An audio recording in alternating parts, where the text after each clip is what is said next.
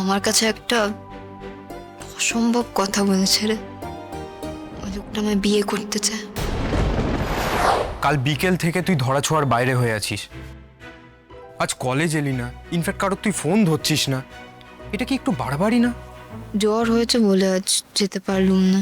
এই জ্বরের জন্য লাজবন্তী বিশ্বাস ক্লাস তো কামাই করবে না।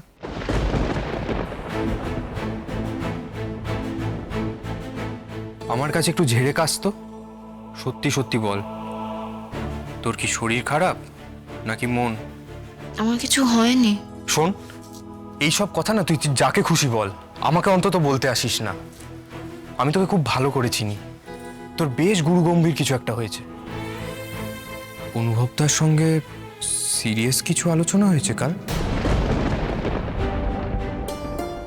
কি সব বলছিস তুই? অস্বীকার করে লাভ নেই বস, আমি কাল দেখেছি তুই অনুভবদার সাথে কোথাও একটা গেলি। আরে আমি তোদের পাশ দিয়ে বাইক নিয়ে যাচ্ছিলাম, তুই খেয়াল করিসনি।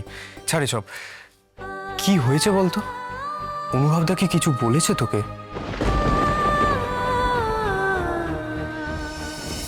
সুদেবকে ছেড়ে আসবে তুমি নিজের ভালোবাসার কাছে?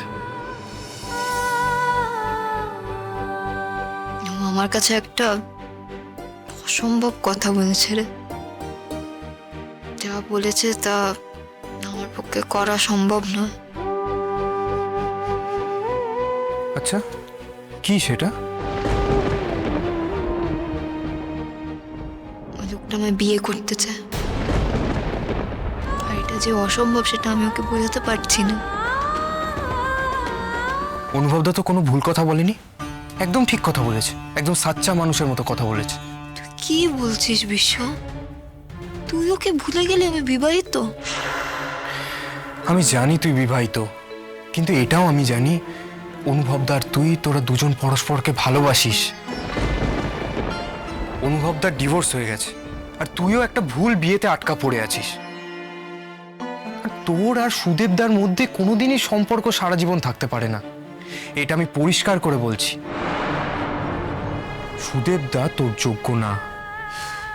বিশ্ব চুপ কর তুই। আমি চুপ করে থাকলে সত্যিটা বদলে যাবে না লাজবন্তী। আর সত্যিটা হলো এটাই যে তুই আর অনুভবদা তোরা মেড ফর ইচ আদার। চমৎকার। তার মানে তুই বলতে চাইছিস আমি বিয়েটা ভেঙে বেরিয়ে যাব?